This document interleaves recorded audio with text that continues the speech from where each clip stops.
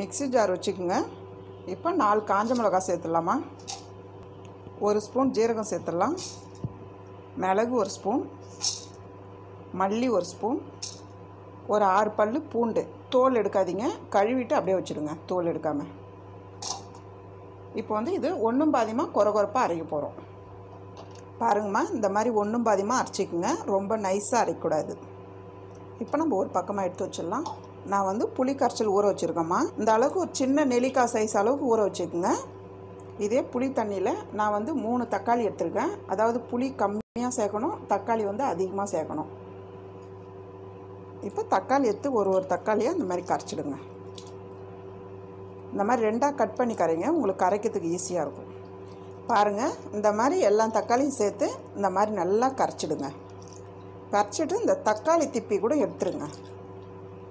இதில் கொஞ்சம் கருவேப்பிலை சேர்த்துடலாம். இதில் கொத்தமல்லி சேர்த்துடலாம். கொத்தமல்லி வந்து காம்பாட போடுங்கம்மா, ரொம்ப நல்லாயிருக்கும் ரசத்துக்கு. இப்போ இது ஒரு கரை கரைச்சிடலாம்.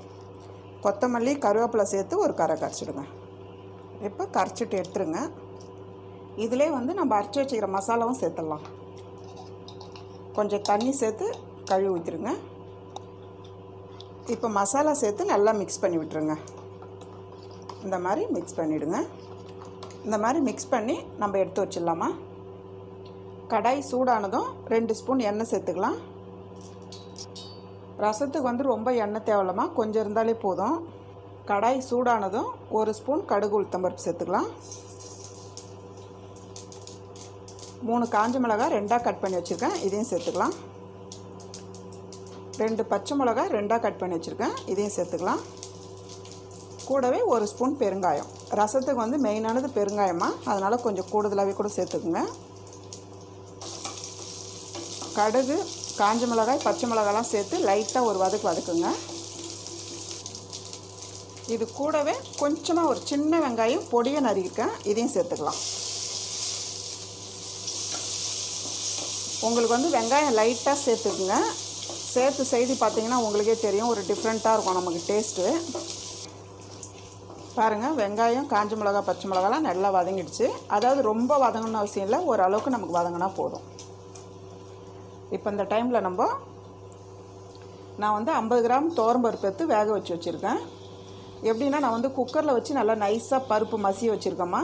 நீங்கள் குக்கரில் வச்சிங்கன்னா உங்களுக்கு இந்த அளவுக்கு மசிஞ்சிடும். பாத்திரத்தில் வச்சிங்கன்னா ஓரளவுக்கு பருப்பாக இருக்கும், நல்லா மசிச்சு விட்டுருங்க.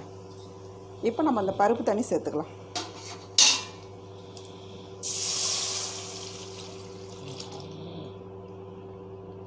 பருப்பு தண்ணி சேர்த்துட்டு நம்ம கரைச்சி வச்சுக்கிற தக்காளி புளி தண்ணியை மிக்ஸ் பண்ணிடலாம்.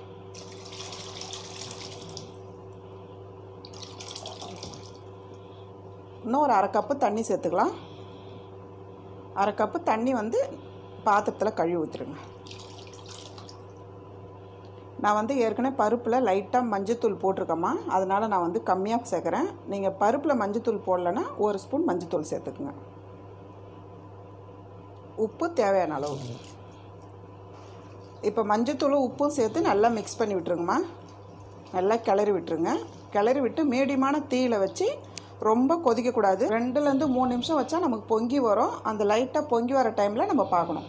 பாருங்கம்மா, இந்த அளவுக்கு கொதிக்கணும், நல்லா பபிள்ஸ் வர அளவுக்கு கொதிக்கணும், ரொம்ப அதிகமாக கொதிக்கக்கூடாது. இப்போது லைட்டாக தண்ணி சேர்த்துடலாம், போதும். இறக்குற டைமில் கொஞ்சமாக கொத்தமல்லி சேர்த்துக்கலாம். அவ்வளோதாம்மா. நல்ல